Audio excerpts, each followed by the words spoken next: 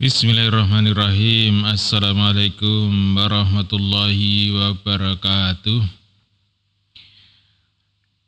Meninggalkan generasi yang akan datang dalam keadaan lebih siap. Ini merupakan tugas dari generasi yang lebih dulu.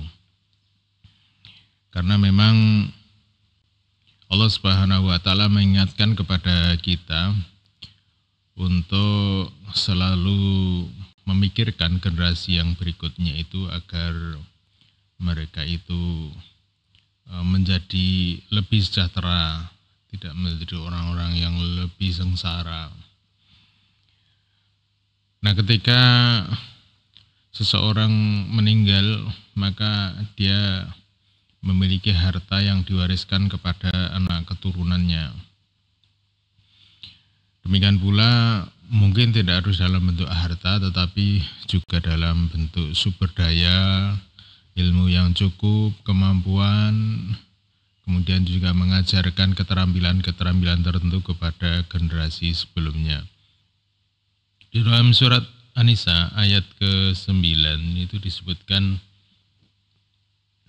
A'udzubillahi minasyaitonirrajim. Bismillahirrahmanirrahim.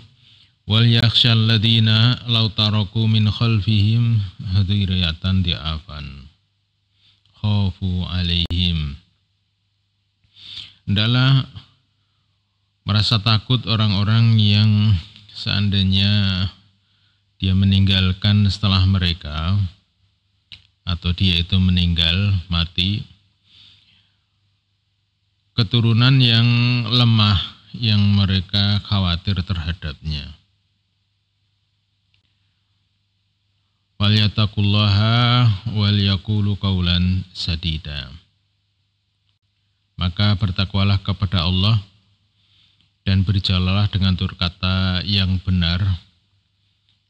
Qawlan sadida artinya perkataan yang tepat dalam hal menjaga hak-hak keturunannya. Ayat ini sangat penting bagi kita menyangkut tanggung jawab kita terhadap generasi berikutnya, bahwa sumber daya alam tidak boleh kita habiskan secara keseluruhannya dengan semena-mena kita merasa bahwa itu hanyalah hak milik kita. Tidak demikian. Apa yang ada di dalam diri kita itu sebenarnya juga merupakan hak bagi generasi berikutnya. Ini bukan hanya hak milik kita dalam artian harta yang kita miliki, tetapi juga alam dengan segala isinya itu sebenarnya bukan semata-mata milik generasi sekarang, tapi itu adalah merupakan hak bagi generasi berikutnya. Oleh karena itu, memelihara lingkungan agar tetap baik, tetap lestari, itu adalah bagian dari tanggung jawab seseorang yang beriman terhadap generasi berikutnya. Ada sebuah kisah ketika Sa'ad bin Abi Waqqas, beliau membersamai Rasulullah dalam perjalanan dari Madinah ke Mekah pada peristiwa Fathu Makkah. Nah, ketika itu Sa'ad bin Abi Waqqas sakit keras. Ketika Rasulullah berkunjung kepadanya, maka kemudian saat ini menyampaikan keinginannya untuk mensedekahkan hartanya. Beliau sampaikan, ya Rasulullah, saya ini memiliki harta, maksudnya harta yang banyak. Sedangkan ahli warisku itu hanya ada satu orang anak perempuan. Apakah boleh seandainya aku mewariskan apakah boleh seandainya aku mensodakohkan 2/3 dari hartaku? Maka Rasulullah mengatakan, jangan. Kalau setengahnya ya Rasulullah, jangan. Kalau sepertiganya ya Rasulullah, sepertiga itu sudah banyak. Lebih baik engkau meninggalkan anak keturunanmu dalam keadaan kaya, itu lebih baik. Dalam keadaan berkecukupan itu lebih baik daripada engkau meninggalkan mereka dalam keadaan miskin kemudian mereka terpaksa untuk meminta-minta. Nah, tapi ternyata kemudian Sa'ad bin Abi Waqqas sembuh dari sakitnya dan berumur panjang bahkan sampai umur 80 tahun dan punya anak 12. Nah, ternyata Rasulullah SAW memberikan bimbingan kepada para sahabat ketika sahabat ini hendak melakukan sedekah, yaitu kan perbuatan yang baik ya.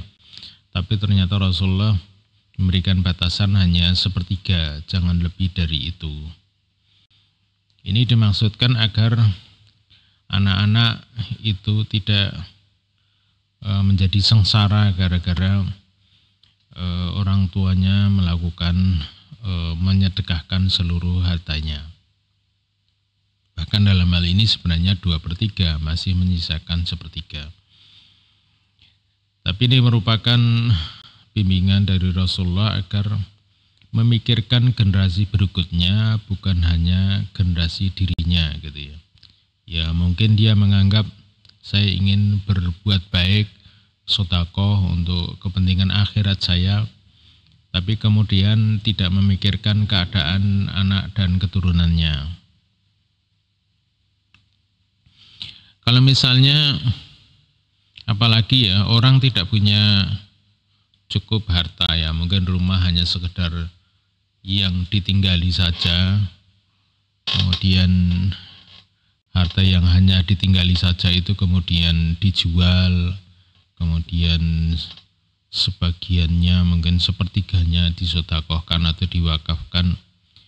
Nah, saya kira tindakan ini ya mungkin perlu ditimbang-timbang lagi apakah ini bisa disetujui oleh anak-anaknya, apakah juga tepat dalam rangka mempertimbangkan kepentingan anak keturunannya. Jadi memang memikirkan generasi yang berikutnya ini merupakan bagian dari tanggung jawab dan sifat orang-orang yang bertakwa. Jadi orang yang bertakwa tidak kemudian digambarkan sebagai orang-orang yang hidup tanpa persiapan, tanpa planning, tanpa perhitungan, sama sekali justru tidak. Justru planning, perhitungan-perhitungan itu adalah sebagai bukti kehati-hatian. Kehati-hatian bukan hanya ketika menghitung zakat, tapi juga ketika menghitung kebutuhan keluarga, kebutuhan menyangkut tentang masa depan keluarganya. Nah, sepanjang ini mampu untuk dilakukan, maka ini merupakan bagian dari ketakwaan. Hingga di ayat itu dinyatakan fal yattaqullaha wal yaqulu qaulan sadida. Maka bertakwalah kepada Allah dan hendaklah mereka itu berbicara dengan ucapan yang tepat. Ya karena kehati-hatian itu kan wujudnya adalah bentuk perhitungan-perhitungan yang teliti. Nah begitu. Nah sebelum ayat ini maka berbicara tentang, ini kan ayat An-Nisa ayat ke-9. Nah sebelumnya itu membicarakan tentang anak yatim dan harta yang dimiliki oleh anak yatim. Jadi bagaimana harta itu mesti dijaga. Sebenarnya kalau pakai kacamata kuda maksud saya itu ya yang penting saya tidak mengambil sesuatu yang haram gitu ya. Maka harta anak yatim itu dikasihkan kepada si anak yatim itu sudah selesai. Saya tidak mengambil yang haram, saya tidak punya, tidak mau terlibat dalam mengurusi harta anak yatim, biar aja dikasihkan ke dia, urusan habis, dihabiskan dalam waktu setahun, 2 tahun, ya terserah dia gitu. Itu kan hak dia. Tapi ternyata agama ini justru memberikan satu pertimbangan bahwa ketika seorang anak yatim itu belum mampu untuk mengelola hartanya, maka hendaknya walinya itu menjaga harta anak yatim itu. Menjaga supaya ketika dia sudah mampu baru kemudian diserahkan. Nah, gitu. Ya namanya anak yatim kan ketika masih anak ya, diberikan harta yang banyak, dia tidak tahu bagaimana harus menggunakannya.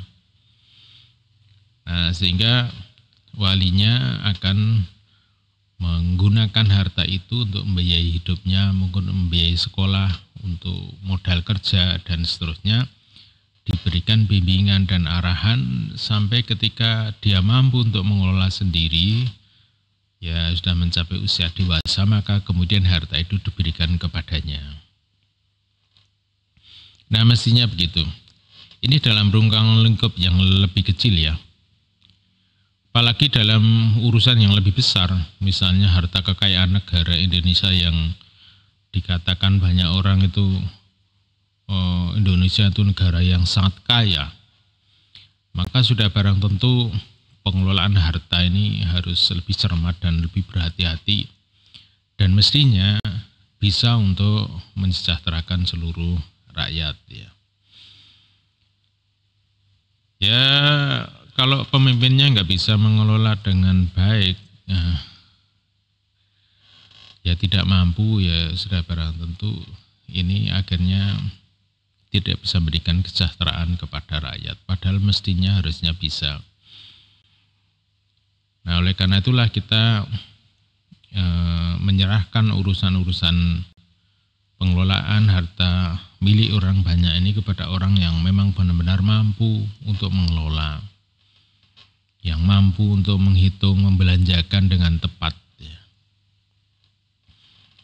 Nah, kalau ceritanya anak yatim tadi, misalnya dia punya tanah, kemudian malah tanahnya dijaminkan ke bank untuk dapat duit, untuk foya-foya. Nah, nanti satu saat akan habis dengan cara-cara yang tidak efisien. Nah, inilah kemudian agama mengajarkan perhitungan-perhitungan yang lebih cermat ya. Nah, ketika kemudian kita mewariskan tanah kita itu sudah barang tentu dalam keadaan baik ya. Seperti halnya ketika kita mewariskan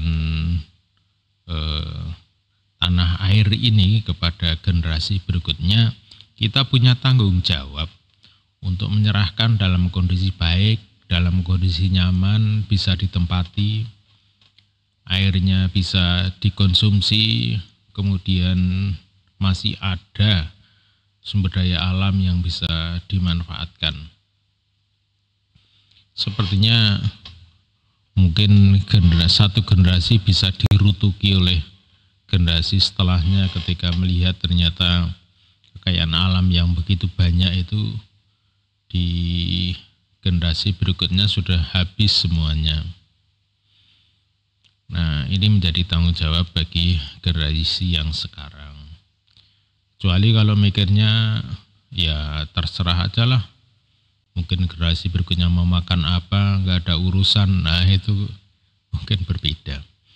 Tapi kalau kita sebagai orang tua itu sudah barang tentu membayangkan dan menginginkan anak keturunan kita adalah orang-orang yang lebih mampu, lebih sejahtera, dan lebih kuat, bisa memiliki martabat di hadapan negara dan bangsa lain.